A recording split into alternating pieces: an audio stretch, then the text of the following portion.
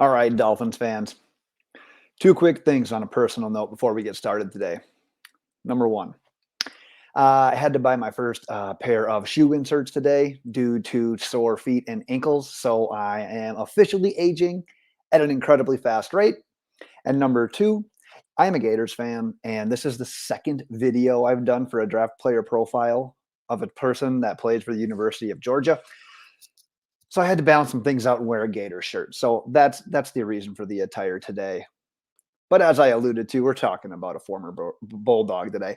Channing Tindall, linebacker, obviously out of Georgia. You can see his height and weight and his NFL combine numbers there. Man, that 4.47. I definitely can't run that unless I have my new shoe inserts in. So I'll have to get out there and test and see if I can do that. But tell you what, back to Tindall, the athleticism jumps out at you. That's the first thing that you're going to see if you put on the tape of Tindall. Speed to chase down the ball carrier. He's always in the mix. He's always in the play because of that speed. Like I said, the 4.47, that jumps off the screen at you. Big hitter, body tackler, doesn't miss often, pretty solid tackler just in general. But if you look at him from a blitzing perspective, he doesn't really have the moves necessarily to come off the edge. They experimented with that for a little while. He doesn't have quite the moves, but if he gets free, he has that ability to chase down. He's getting to the quarterback. He's finishing on the quarterback. And if you put on the tape against Tennessee last year, 3 sacks in that game alone. He had 5.5 on the entire season. He was straight up domination though against Tennessee, and he was essentially untouched as a blitzer.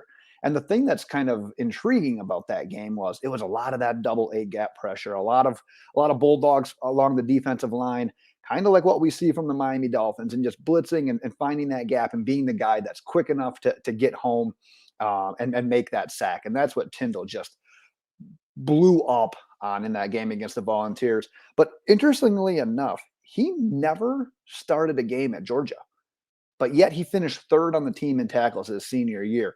But some things he could work on. He could work on reading the backfield and run plays, and he could work on trying to read his guy a little bit more in pass coverage because he gets taken out of position quite often in pass coverage if there's play action. He almost goes a little bit too much like, hey, I'm going to make this play. I've got this crazy speed, athleticism.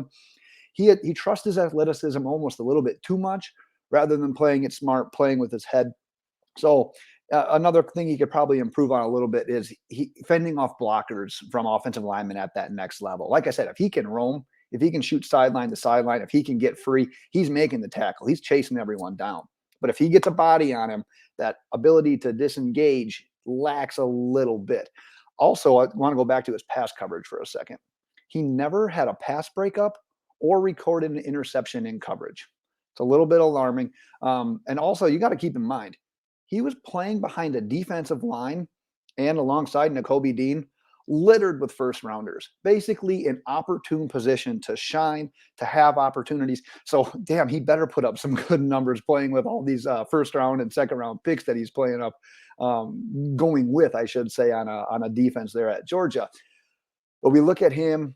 I always go back to the NFL mock draft database, and they have him projected as a third rounder, number 90 overall. Obviously, the Dolphins at 102, kind of in the mix there.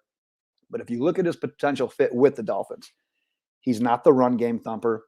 He's obviously not the coverage guy. He's not the do-it-all linebacker like what we'd see out of a Nakobe Dean. And the draft capital obviously reflects that. Dean's a surefire first rounder. Tindall we're looking at probably as a late third.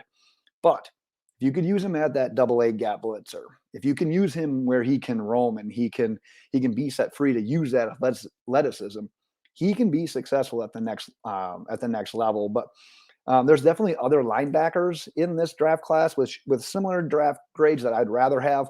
Probably and most notably a guy like Troy Anderson, Leo Chanel.